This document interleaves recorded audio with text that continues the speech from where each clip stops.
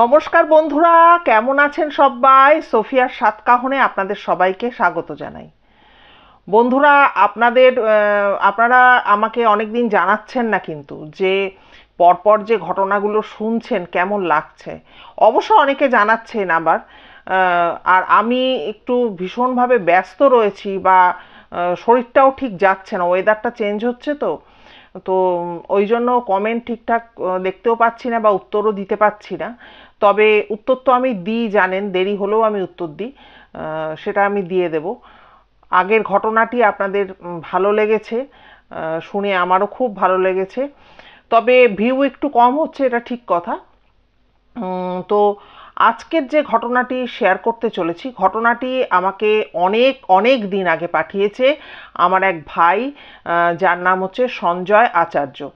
এবার আপনারা তার ঘটনা আগে শুনেছেন, মনে পড়ে সেই দীঘার একটা, দীঘা না পুরীতে ও গেছিল, সেই ওরা স্বামী স্ত্রী ডুবে যাচ্ছিল, সেই একটা এক্সপিরিয়েন্স ও আমাদের সামনে তুলে ধরেছিল। তারপরে একটা রথকে কেন্দ্র করে একটা ঘটনা ও তুলে ধরেছিল। তো এই রকম ঘটনাগুলো পাঠিয়েছে, বা ওর আরও মানে আগের পাঠানো ঘটনাও কিন্তু আমার চ্যানেলে বলা আছে। তো ঘটনাগুলো প্রত্যেকটা সঞ্জয় যা পাঠায়, মানে সাংঘাতিক সাংঘাতিক ঘটনা। তা আজকের ঘটনাটা যেহেতু ওর দিক থেকে কোনো ব্যস্ততা, তাড়াহুড়ো কিচ্ছু থাকে না বলে আমি একদম নিশ্চিন্তে যে ঠিক আছে, ধীরে সুস্থে ওকে একদম নিজের ভাইয়ের মতো দেখি, তো কাজে ওর পাঠানো ঘটনা বলতে পারছি না, এটা নিয়ে আমার কখনো গিল্ট ফিলিং হয় না, যে ঠিক আছে পরপর বলছি, আমি ঠিক টাইম মতো বলে দেবো। তা ওর বলা একটা ঘটনা আপনাদের সাথে শেয়ার করব। তবে ও কখনো ভয়েস মেসেজে ঘটনা পাঠায় না, ও যা পাঠায় টাইপ করা লেখা ঘটনা পাঠায়। তা বুঝতেই পারছেন, আমাকে দেখে দেখে বলতে হবে। তো চলুন আজকের ঘটনাটি শুরু করা যায়। এই ঘটনাটি একদম সত্য একটি ঘটনা, ঠিক আছে? রাস্তাটার নাম হচ্ছে 13B/1 মনোহর পুকুর রোড। মনোহর পুকুর রোড, এবং এটা পুরোপুরি একটা সত্য ঘটনা ও পাঠিয়েছে। ও যেটা লিখেছে যে শেষ হয় যা, তা কি শুধু চোখেই শেষ হয়, নাকি তারপরেও কিছু থেকে যায় বুকের গভীরে, যা রক্তচাপ বাড়ানোর জন্য যথেষ্ট, যা হিমশীতল স্রোত বইয়ে দেয় সারা শরীর জুড়ে। কথারা সব বোবা মেরে যায়, মাথা কাজ করা বন্ধ করে দেয়, বুকের ওপরে কে যেন পাথর চাপা দিয়ে যায়। আসুন তাহলে এবার ঘটনাটা শুরু করি। ভরা বর্ষা, শহর ভিজছে অবিরত। সেবারে প্রায় 3 দিন এক নাগাড়ে বৃষ্টি হয়ে চলেছে। মাঝে একটু বিরাম দিল কি দিল না, আবার শুরু হয়ে গেল বারিধারা।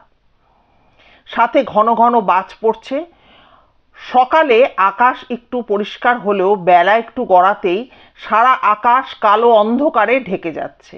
মনে হচ্ছে যেন সন্ধ্যা নেমে এলো পৃথিবীর বুকে। তিমির আমাদের সাথে ক্লাস 8 পর্যন্ত পড়েছিল। মানে সঞ্জয় বলছে, মানে ধরা যেতে পারে সঞ্জয়দের সাথে। তিমির ক্লাস 8 অবধি পড়েছিল আমাদের সাথে। ওর বাবা হ্যান্ড গ্লাভসের কারখানায় কাজ করতেন। তখন ওরা থাকতো বেলেঘাটা চাউলপট্টি রোডের একটি ভাড়া বাড়িতে। একবার গিয়েছিলাম ওদের বাড়িতে। একটা বেড়ার ঘর, তার সাথে লাগোয়া একটা একদম ছোট্ট রান্নাঘর। আরও 8-10 জন ভাড়াটে থাকতো সেখানে। সবার জন্য একটাই কলতলা, আর পাশেই দুটো কমন বাথরুম টিনের চালের। সারাদিনই ভাড়াটেদের মধ্যে কিচিরমিচির লেগেই থাকতো। এক দিদি ছিল তিমিরের। সেই দিদি কাউকে কিচ্ছুটি না জানিয়ে একদিন বাড়ি ছেড়ে পালিয়ে যায়। পাশের পাড়ার কোনো এক বিহারি কাঠমিস্ত্রিকে নাকি বিয়ে করে পালিয়েছিল বলে পরে তারা জানতে পারে। কোনো তরফেই কেউ আর কারো খবর রাখেনি তারপর থেকে। এই ঘটনার পরপরই তিমিরের বাবা হঠাৎই মারা যান ব্রেন স্ট্রোকে। তারপর থেকেই তিমির আর ওর মা দুজনেরই টানাপোড়েনের সংসার। কদিন থেকেই শরীরটা ভালো না তিমিরের। গা গরম, নাক দিয়ে জল পড়ছে, রাতের দিকে জ্বর প্রায় 102 ডিগ্রির ওপরে উঠে যাচ্ছে। সকালে জ্বরটা একটু কমছে যদিও, কিন্তু গা হাত পা মাথা প্রচণ্ড ব্যথা, একটা অস্বস্তি হচ্ছে সারা শরীর জুড়ে। তিমির কাজ করে বালিগঞ্জের একটি ডেলিভারি কোম্পানিতে। দিনভর খুব অক্লান্ত পরিশ্রম করতে হয় এই কাজে।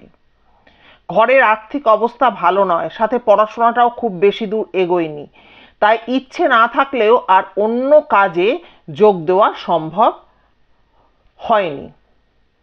সেদিনটা আজও ভোলেনি সে, জুলাইয়ের 21। শরীর খারাপ দেখে ওষুধ খেয়ে একটু আয়েশ করে ঘুমিয়েছিল সবে, মোবাইলের রিং বেজে উঠল। গালাখানেক পার্সেল ছিল ডেলিভারির জন্য। জোনাল অফিস থেকে ম্যানেজার অরিন্দম বাবু ফোন করে জানালেন, তিমির, আজ শতকষ্ট হলেও একটু আয়, অনেক কটা ইম্পর্টেন্ট পার্সেল রয়েছে, সেগুলো ডেলিভারি না হলে বড্ড বিপদ হয়ে যাবে ভাই। তার মধ্যে ওই সংস্থার 4 জন স্টাফ কামাই করেছে তুমুল বৃষ্টির কারণে। 4 জনই থাকে নৈহাটি কাঁচরাপাড়া এলাকায়। ট্রেন লাইনে গন্ডগোলের জন্য তারা আসতে পারেনি। অগত্যা তিমিরকে ছুটতে হলো শরীর খারাপের মধ্যেও। বালিগঞ্জে অফিস থেকে সব পার্সেল বুঝে নিয়ে প্রথমে পিকনিক গার্ডেন, কসবা, তিলজলা, কুষ্টিয়া হয়ে সব একে একে সেরে শেষে মনোহর পুকুরে পার্সেলটা দিয়ে অফিসে রিপোর্ট করে বাড়ি ফিরবে, এই ছিল তার পরিকল্পনা। কিন্তু ওই মানুষ ভাবে এক, হয় আরেক। প্রথমের কাজ সব ঠিকঠাক সাঙ্গ হতে হতে বিকেল 6টা বাজল। হাজরা ল কলেজের পাশের চায়ের গুমটিটা থেকে এক ভাঁড় চা আর সাথে দুটো নিমকি বিস্কুট নিয়ে বসেছে সবে। বৃষ্টির কারণে চায়ের দোকানও প্রায় খালি। বৃষ্টি সামান্য একটু ধরেছে তখন সবে। চা শেষ করে তিমির উঠল শেষ পার্সেলটা দিতে। পার্সেলের বক্সের ঠিকানা লেখা 13B/1 মনোহর পুকুর রোড। ঠিকানা খুঁজে পেতে একটু অসুবিধা হলো তার। এদিকটা আসলে সে আসে না খুব একটা। ঝড় জলের সন্ধ্যা, লোকজন খুব কম, মনে হচ্ছে অনেক রাত হয়ে গিয়েছে। তারই মধ্যে একটা গ্যারেজ অর্ধেক খোলা, একটা পুরনো অ্যাম্বাসেডর গাড়ির কাজ চলছে। সেখানে এক বয়স্ক লোককে জিজ্ঞাসা করাতে তিনি কিছুটা ধারণা দিলেন। এবার সেদিকে ছুটল তিমির। শনি মন্দিরের পাশ থেকেই একটা গলি চলে গিয়েছে। সেই গলিতে একটু দাঁড়িয়ে একটা সিগারেট ধরালো। পার্সেলটা জলদি ডেলিভারি করে বাড়ি ফিরবে এমনই মনস্থির করেছে। আকাশ হঠাৎই আবার কালো হয়ে এলো। প্রায় সাথে সাথেই ঝেঁপে বৃষ্টি। বাজ পড়ার শব্দে কেঁপে উঠছে চারিধার। রাস্তার আলোগুলো যদিও জ্বলছে, কিন্তু কেমন যেন ম্যাড়ম্যাড়ে লাগছে। বন্ধ দোকানের শাটারের বাইরের আলোগুলো মনে হচ্ছে কোনো ভুতুড়ে স্টেশন। রাস্তার দুপাশের ঝাঁকড়া কাজগুলো আরও যেন থমথমে করে দিয়েছে পরিবেশটাকে। একটা অচেনা পাখি কেমন কর্কশ শব্দে ডাক ছেড়ে মাথার ওপর দিয়ে উড়ে গেল নিমেষে। মাঝে মাঝে দু তিনটে গাড়ি তীব্র বেগে ছুটে যাচ্ছে, বৃষ্টির জল দুধারে ছিটকে। একটা অ্যাম্বুলেন্স সাইরেন বাজিয়ে খুব দ্রুত চলে গেল রাস্তার উল্টো দিক থেকে। উস্কো খুস্কো চুলে একটা পাগল রাস্তার পাশের ল্যাম্পপোস্টের দিকে একদৃষ্টে তাকিয়ে অদৃশ্য কাকে যেন ক্রমাগত বলে চলেছে, দুজনেই মরল, একজন আগুন দিয়ে আর একজন গলায় দড়ি দিয়ে। সাথে আমাকেও টেনে নিয়ে গেল শয়তানগুলো। পাগলটার দিকে তাকিয়ে 4টে কুকুর তারস্বরে চিল্লাতে লাগলো। তিমির পাগলটার কথা 2-4 বার শুনে মনে একটা কেমন দোলাচল নিয়ে সামনে এগিয়ে গেল। হঠাৎই পাগলটা দৌড়ে এসে তিমিরের হাতটা ধরে বললে, আমায় বাঁচান বাবু, ওই দুজন আমাকেও মেরে ফেলবে। ঘটনার আকস্মিকতায় হতভম্ব হয়ে গেল তিমির। এক হ্যাঁচকা টানে নিজেকে পাগলটার হাত থেকে ছাড়িয়ে নিয়ে সামনে এগিয়ে গেল। পাশের গলির মুখে একটা একচালা বাড়ির নিচে এসে দাঁড়ালো সে। পাগলটার এমন আচরণে বেশ ভয় পেল। স্বাভাবিক ব্যাপার না, রাস্তাঘাট পুরো ফাঁকা, হ্যাঁ, ঝড় বৃষ্টির রাত, সেভাবে লোকজন নেই, এরকম একটা পাগল, হয়তো পাগল সে বুঝতে পারছে, কিন্তু এরকম একটা ফট করে যদি ছুটে আসে, হাত চেপে ধরে, তখন তো একটা স্বাভাবিক ভয় তৈরি হয়, সেরকমই ব্যাপারটা আর কি। একটু ধাতস্থ হওয়ার জন্য দাঁড়ালো, কাঁধের ব্যাগটা নিচে রেখে অপেক্ষায় থাকলো একটু বৃষ্টি কমার। যেখানে সে দাঁড়িয়ে তার সোজাসুজি একটা ছোট্ট গলি রাস্তা, সেটা সোজা মিশেছে বড় রাস্তায়। ডান দিকটা লম্বা লাইন দিয়ে বস্তি, সামনে একটা পার্টি অফিস, আর তার গা ঘেঁষে একটা ক্লাব। আর ক্লাবের একদম পাশে একটা বড় ম্যানহোল খোলা অবস্থায় পড়ে আছে। বড় রাস্তাটা যেখানে বাঁক নিয়েছে তার কাছেই একটা প্রকাণ্ড বটগাছ, তাকে ঘিরে একটা চাতাল করা, সেখানেই একটা কালো পাথরকে শিবজ্ঞানে পুজো করেন স্থানীয়রা, বোঝা যাচ্ছে। তিমির বৃষ্টিতে আটকিয়ে রয়েছে প্রায় মিনিট 30 ওপর হয়ে গেল। সে যেখানটাতে দাঁড়িয়ে রয়েছে তার বাঁ দিকে একটা ফুট 12 পাঁচিল, পাঁচিলের ভগ্ন দশা, ইট বালি সিমেন্ট খুলে খুলে পড়ছে পাঁচিল থেকে, যেন একটা কঙ্কাল। পাঁচিলের ঠিক পেছনে একটা দোতলা বহু পুরনো ভগ্ন বাড়ি, ইট বেরিয়ে গিয়েছে, নোনা ধরেছে, কোথাও কোথাও বট অশ্বত্থর গাছ মাথা চাড়া দিয়েছে। ভাঙা কাঠের জানালা হাট করে খোলা, একটা দুটো বাদে জানলার বাকি রড সব উধাও। একটু ভালো করে তাকাতেই চোখে পড়ল যে সেই বাড়িটায় 13B/1 মনোহর পুকুর রোড। সামনেই একটা ছোট্ট ফুট 3 গলি। তিমির ভাবল চট করে পার্সেলটা দিয়ে এসে বাড়ির দিকে রওনা হবে। পার্সেলটা নিলেন এক বয়স্কা মহিলা। সামনের খাটে বসে বৃদ্ধ ভদ্রলোক, চোখ দুটো যেন ঠিকরে বেরিয়ে আসছে ওই বৃদ্ধ ভদ্রলোকের। কটকটে লাল চোখ, ঘাটটা একদিকে কাত হয়ে রয়েছে, হাতে একটা মোটা নাইলনের দড়ি নিয়ে বসে আছে আর বিড়বিড় করছে।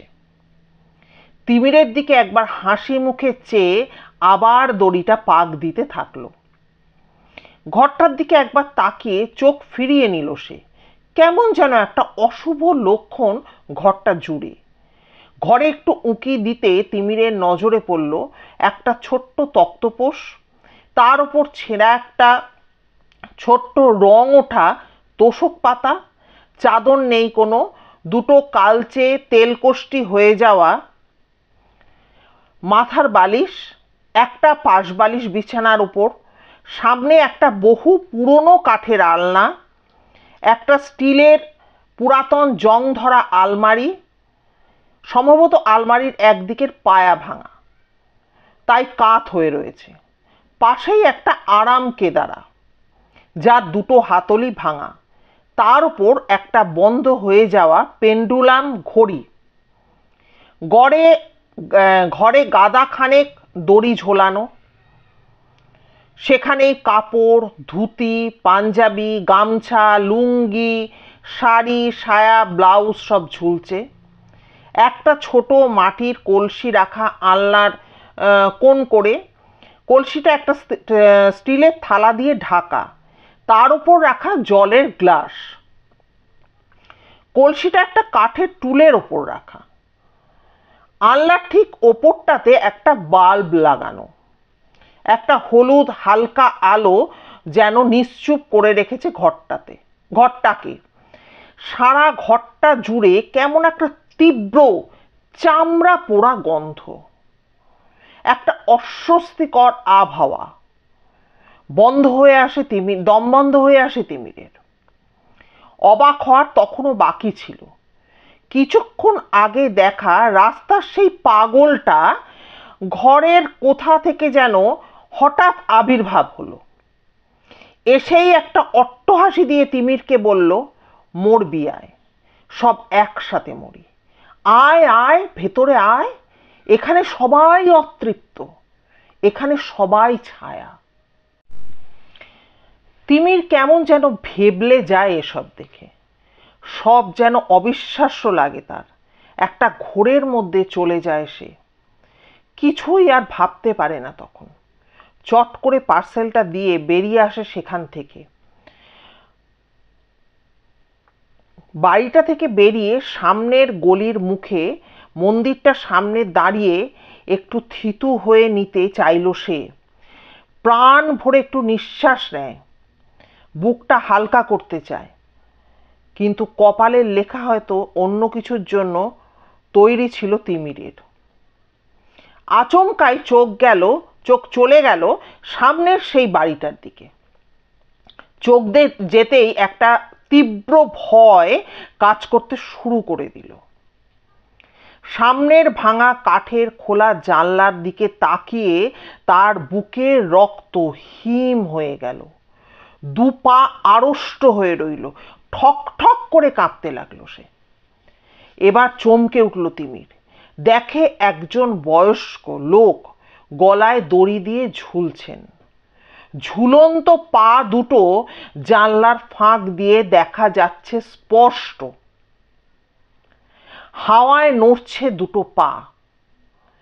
পাশেই একজন বয়স্কা মহিলা সারা গায়ে আগুন দেওয়া অবস্থায় ঝলসে গিয়ে আর্তনাদ করছে আর বিভৎস মুখ নিয়ে দুহাত বাড়িয়ে ডাকছে তিমিরকে সাহায্যের জন্য।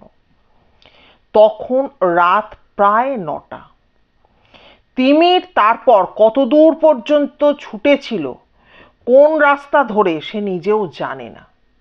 শুধু এইটুকু মনে রয়েছে তার, বড় রাস্তার ঢোকার আগে বটগাছকে ঘিরে যে কালো পাথরের শিব মন্দিরের চাতালটি ছিল, সেখান পর্যন্ত আসতে পেরেছিল সে। চোখ যখন খুলল তিমির, তখন নিজেকে সে হাসপাতালের বিছানায় আবিষ্কার করলো। পাশের ক্লাবের ছেলেরা তিমিরকে অচৈতন্য অবস্থায় শিব মন্দিরের চাতালে পড়ে থাকতে দেখে হাজরার এক হাসপাতালে ভর্তি করায়। পরের দিন সব কটা বড় সংবাদপত্রে হেডিং হয়, একাকিত্বের কারণে শহরে একই পরিবারের দুই প্রবীণ এক প্রবীণার আত্মহনন। দুই প্রবীণের মধ্যে একজন মানসিকভাবে সম্পূর্ণ অসুস্থ ছিলেন। দিন তিনেক ধরে বদ্ধ ঘরে দেহ পড়েছিল। পরে স্থানীয়দের সন্দেহ হওয়ায় পুলিশে খবর দেয়। তিমির ঘটনার পর থেকে আর কাজে যায়নি। শরীরের গতিক ভালো ছিল না তার, মনের ভয় এখনো স্বাভাবিক হয়নি। কেবলই তার মনে হতে থাকে কেউ তাকে অনুসরণ করছে দিনে রাতে সবসময়। থেকে থেকে সেই রাতের ভয়ঙ্কর ঘটনার কথা মনে হতে থাকে তার। বৃদ্ধের হাতের সেই নাইলনের দড়ি যেন খালি তাকে টানে নিজের কাছে। তাকে আরও বেশি করে যেটা ভাবাচ্ছে সেটা হলো, 3 দিন আগে যদি 13B/1 মনোহরপুকুর রোডের ওই বাড়িতে আত্মহননের ঘটনা ঘটে থাকে, তবে তিমির সেদিন কাদের বাড়িতে পার্সেল দিয়েছিল, আর কাদেরকেই বা প্রত্যক্ষ করেছিল, তবে ওরা কারা ছিল? বন্ধুরা, আজকে ঘটনাটি এই পর্যন্তই ছিল। একটা একদম সত্যি ঘটনা আপনাদেরকে শোনালাম। আশা করছি আপনাদের ভালো লাগবে।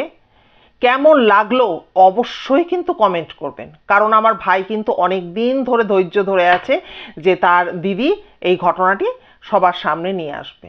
তারও ভালো লাগবে, আমারও ভালো লাগবে। তো আপনারা অবশ্যই কমেন্ট করবেন। আর আপনাদের স্টকে যদি এরকম কোনো ঘটনা যেটা নিজের সাথে প্রত্যক্ষ করেছেন বা কারোর মুখ থেকে সত্য ঘটনা শুনেছেন, যদি ইচ্ছা করে যে এই প্ল্যাটফর্মে এসে বলবেন, তাহলে একটু প্লিজ আমাকে নক করবেন। আর নতুন বন্ধুরা বা পুরনো আমার বন্ধুরা যারা রয়েছেন, যদি ভিডিও ভালো লাগে একটু দয়া করে ফ্রেন্ডস ফ্যামিলির মধ্যে ছড়িয়ে দেবেন, তাতে আমাদের পরিবারটা একটু বড় হবে। কি বলেন, তাই তো?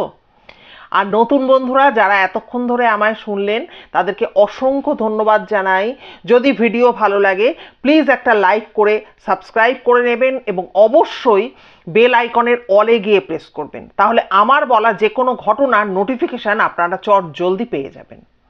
আর কি বলবো, সবাই ভীষণ ভীষণ ভালো থাকবেন, সুস্থ থাকবেন। দেখা হচ্ছে তাহলে নতুন ভিডিওর সাথে। নমস্কার।